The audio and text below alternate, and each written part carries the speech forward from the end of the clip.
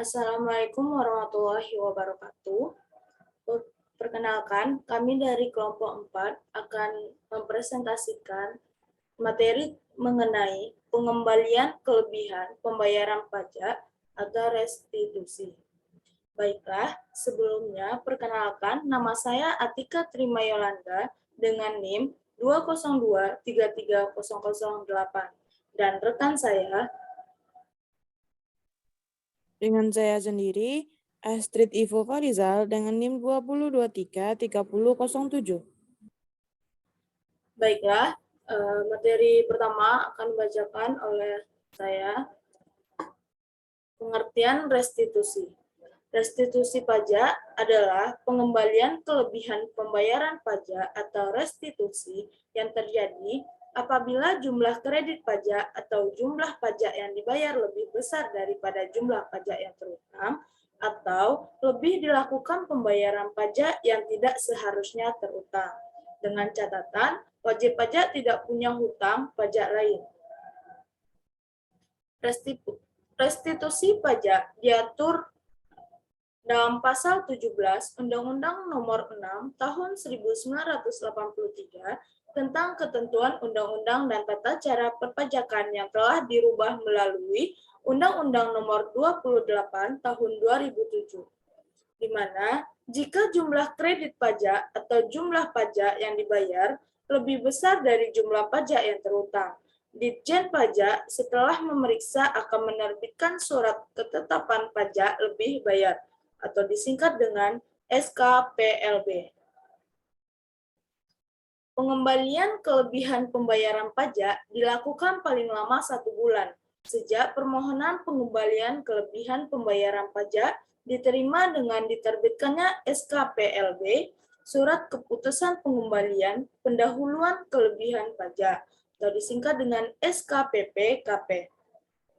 Atau sejak diterbitkannya Surat Keputusan Keberatan, Surat Keputusan Pembetulan, Surat Keputusan Pengurangan Sanksi Administrasi, Surat Keputusan Penghapusan Sanksi Administrasi, Surat Keputusan Pengurangan Ketetapan Pajak, Surat Keputusan Pembatalan Ketetapan Pajak, atau Surat Keputusan Pemberian Imbalan Bunga, atau sejak diterimanya putusan banding atau putusan peninjauan kembali yang menyebabkan kelebihan pembayaran pajak. Adapun dasar hukum restitusi pajak yang pertama yaitu pada pasal 17 ayat 1, Dirjen Jenderal Pajak telah melakukan pemeriksaan penerbitan surat ketetapan pajak lebih bayar. Apabila jumlah kredit pajak atau jumlah pajak yang dibayarkan lebih besar daripada jumlah pajak yang terutang. Yang kedua, yaitu ayat 2. Berdasarkan permohonan wajib pajak, Dirjen Jenderal Pajak setelah meneliti kebenaran pembayaran pajak, menerbitkan surat ketetapan pajak lebih bayar apabila terdapat pembayaran pajak yang seharusnya tidak terutang.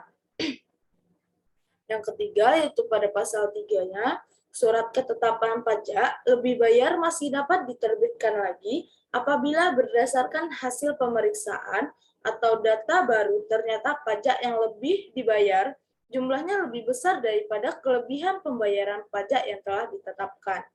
Dan yang terakhir, yang keempat, yaitu pasal 17 tersebut berisikan dasar-dasar hukum bahwa restitusi pajak atau pengembalian pajak itu diatur dalam undang-undang mengenai persyaratan pengembalian maupun mekanismenya. Dijelaskan lebih lanjut di pasal 17A sampai dengan 17E. Yang kedua, yaitu penyebab terjadinya kelebihan pembayaran. Dengan banyaknya pajak masukan, tentunya saat dikreditkan dengan pajak keluaran, hasilnya akan menghasilkan kelebihan pembayaran pajak, sehingga disebut sebagai PPN lebih bayar.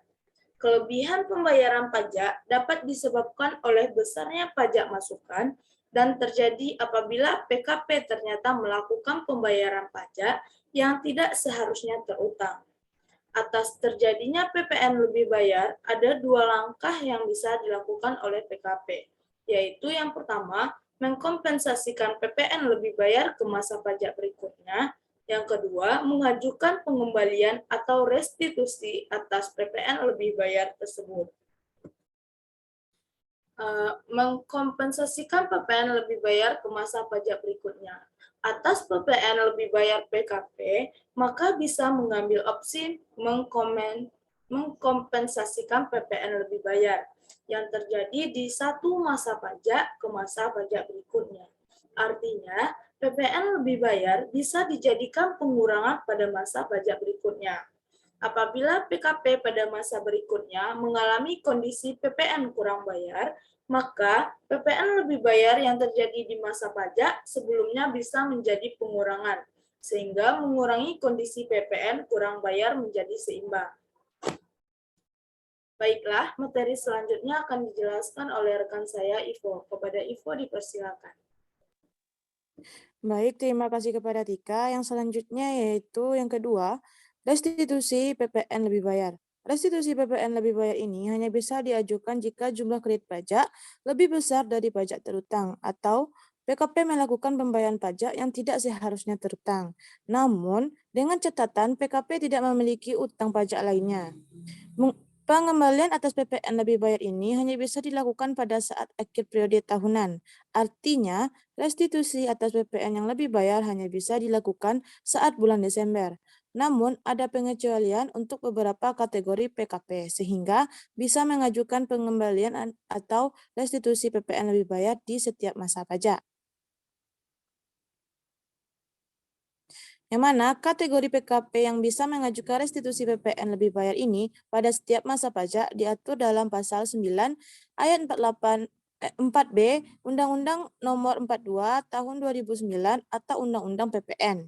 Kategori PKP yang tertera dalam pasal 9 ayat 4B yaitu yang pertama, PKP yang melakukan ekspor BKP terwujud. Yang kedua, PKP yang melakukan penyerahan BKP atau JKP kepada pemungut PPN. Yang ketiga, PKP yang melakukan penyerahan BKP atau JKP yang PPN-nya tidak dipungut. Yang keempat, PKP yang melakukan ekspor BKP tidak berwujud.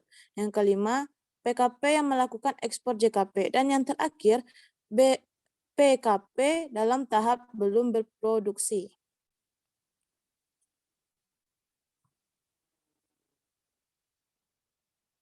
Yang C, pajak masukan yang dapat di pengembalian. Pajak masukan dalam suatu masa pajak dikreditkan dengan pajak keluaran dalam masa pajak yang sama. Bagi pengusaha kena pajak atau PKP yang belum berproduksi sehingga belum melakukan penyerahan yang terutang pajak masukan atas perolehan atau impor barang modal dapat dikreditkan.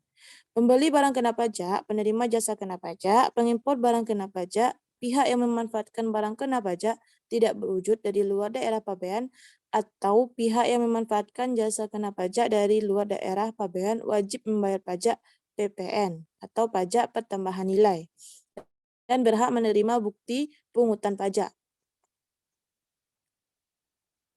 Pajak masukan yang dikreditkan harus menggunakan faktur pajak yang memenuhi persyaratan perundang-undangan perpajakan.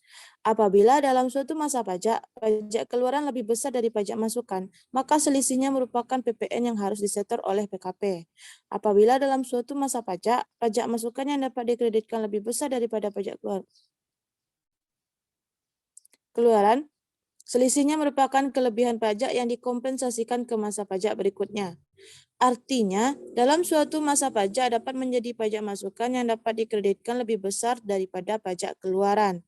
Kelebihannya, pajak masukan tersebut tidak dapat diminta kembali pada masa pajak yang bersangkutan, tetapi dikompensasikan ke masa pajak berikutnya.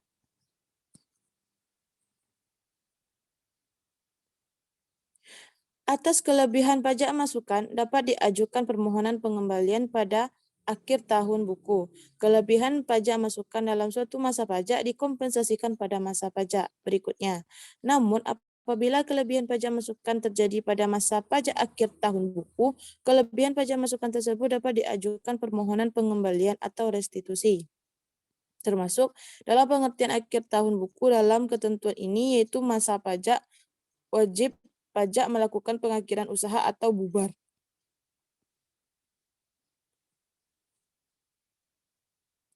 Pengembalian kelebihan pajak masukan kepada PKP yang mempunyai kriteria sebagai PKP akan berisiko rendah. Dilakukan dengan pengembalian pendahuluan kelebihan pajak sesuai dengan ketentuan sebagaimana dimaksud pada pasal 17C ayat 1 Undang-Undang Nomor 6 Tahun 1983 tentang ketentuan umum dan tata cara perpajakan dan perubahannya.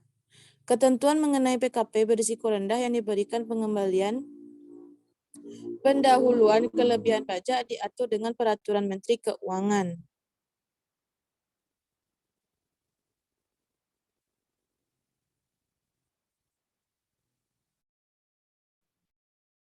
Baiklah, sekian dari kelompok kami. Wabillahi taufiq wal hidayah. Assalamualaikum warahmatullahi wabarakatuh.